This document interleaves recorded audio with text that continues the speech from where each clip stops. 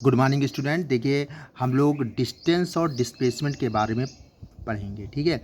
देखिए, डिस्प्लेसमेंट क्या होता है? डिस्प्लेसमेंट होता है एक शार्टेस्ट डिस्टेंस। ठीक है, शार्टेस्ट डिस्टेंस को डिस्प्लेसमेंट कहेंगे। जैसे कि ये आपका घर है, ये आपका स्कूल है, और आप अपने घर से स्कूल के लिए चलते हैं, तो ये जो आपकी शार्टेस्ट डिस्टेंस है। ठीक है, अगर आप डायरेक्ट अपने घर से स्कूल के लिए आप इस तरीके से जाते हैं, ठीक है, तो ये आपका डिस्प्लेसमेंट होगा। यानी डिस्प्लेसमेंट होता है कि यानी कि measurement of distance between initial and final position of the object. यानी इनिशियल और फाइनल के बीच की जो डिस्टेंस होगी उसे ही डिस्प्लेसमेंट बोलेंगे। लेकिन भाई देखिए, अब आजकल जब हम लोग घर से स्कूल के लिए चलेंगे तो गलियों से चलेंगे। ठीक है, क्योंकि जो रोड्स होती हैं उसी से चलेंगे।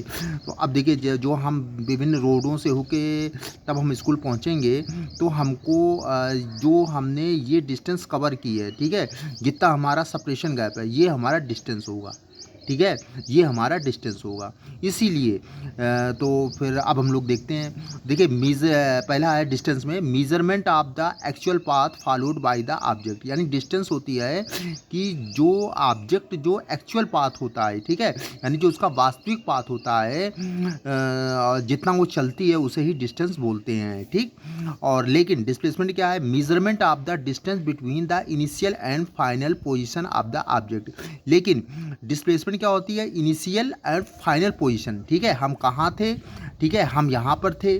ठीक है, और यानी कि ये हो गई इनिशियल। ठीक है, हम यहाँ पर थे, और फाइनल हम कहाँ पहुँच गए? स्कूल में पहुँच गए। तो इसके बीच की जो डिस्टेंस है, ठीक है, इसके बीच की जो डिस्टेंस है, ये डिस्प्लेसमेंट होगी। ये डिस्प्लेसमेंट होगी। ठीक है, ये आपकी डिस्प्लेसमेंट होगी। लेकिन जब हम घर से स्कूल के लिए चलेंगे, तो ये हमारा एक्चुअल पाथ होगा। ठीक है, हम डायरेक्ट नहीं जा सकते हैं। ठीक है, डायरेक्ट नहीं जा सकते हैं, क्योंकि डायरेक्ट रोड तो होती नहीं है, एक्चुअल पाथ होता है, क्योंकि हम बाय रोड ही से तो जाएंगे। ठीक है, तो ये आपका एक्चुअल पाथ है। ठीक है, ये आपका एक्चुअल पाथ है, तो इसे डिस्टेंस कहेंगे। ठीक है। ठीक। लेकिन इनिशियल और फाइनल के बीच की जो आपकी जो आपका डिस्टेंस होगा between initial and final position, उसे ही डिस्प्लेसमेंट बोलेंगे। ठीक है। अब देखिए, डायरेक्शन इज नॉट स्पेसिफाइड। ठीक है, यानी डिस्टेंस में डायरेक्शन की जरूरत नहीं होती है। डिस्टेंस में सिर्फ आपका मैग्नीट्यूड होता है, यानी 4 किलोमीटर, 5 किलोमीटर, 6 किलोमीटर। ठीक है, और जब डायरेक्शन नहीं होती, तो इसीलिए जो डिस्टेंस होती है वो आपकी स्केलर क्वांटिटी होती है। ठीक है। इसके बाद देखिए, डायरेक्शन इज एजेंशियली स्पेसिफाइड। अब डिस्प्लेसमेंट में डायरेक्शन होगी, क्योंकि हमको बताना पड़ेगा कि हम किस डायरेक्शन में जा रहे हैं, यानी ईस्ट, वेस्ट, नॉर्थ, साउथ, किधर जा रहे हैं। और जब डायरेक्शन आपका आ गया, तो it is a vector quantity, ये आपकी वेक्टर क्वांटिटी हो जाएगी। ठीक है।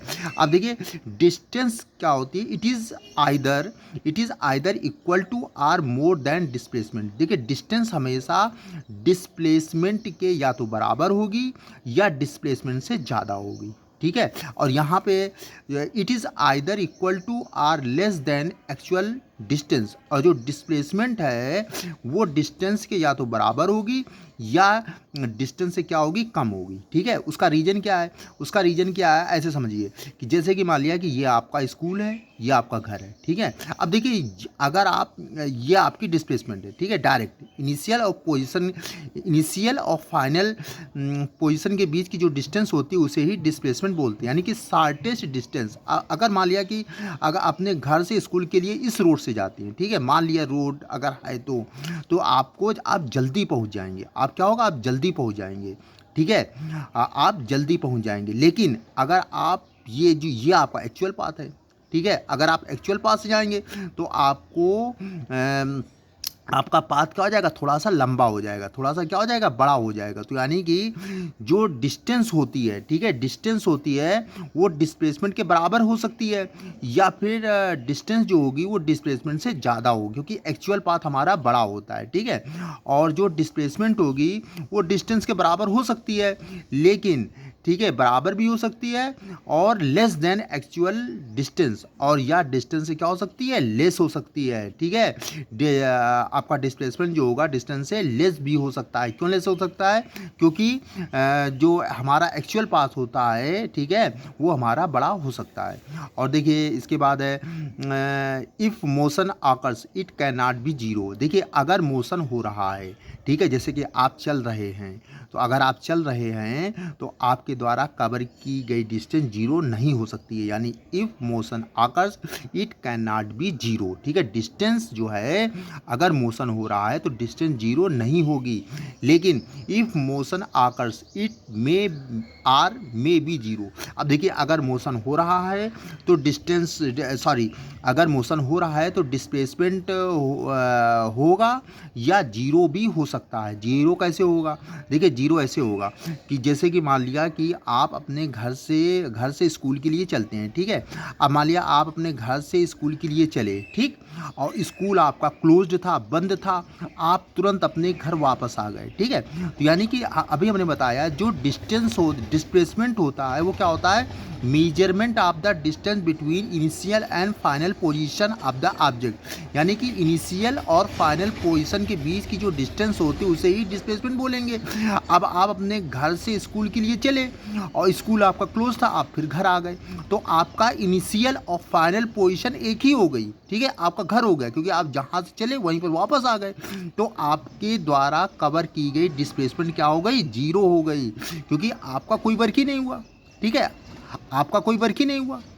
और उसके बाद लेकिन आपकी जो डिस्टेंस है वो जीरो नहीं होगी। क्यों? क्योंकि आपने डिस्टेंस तो कवर की है ना।